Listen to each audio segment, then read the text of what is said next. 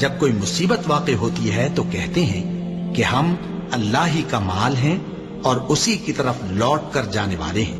اور اے پیغمبر، جب تم سے میرے بندے میرے بارے میں دریافت کریں تو انہیں معلوم ہو کہ میں تو تمہارے پاس ہی ہوں۔ جب کوئی پکارنے والا مجھے پکارتا ہے تو میں اس کی دعا قبول کرتا ہوں۔ تو ان کو چاہیے کہ میرے حکموں کو مانیں اور مجھ پر ایمان رکھیں تاکہ نیک رستہ پائیں۔ اس وقت تم میں سے دو جماعتوں نے جی چھوڑ دینا چاہا، مگر اللہ ان کا مددگار تھا، اور مومنوں کو تو اللہ ہی پر بھروسہ کرنا چاہیے۔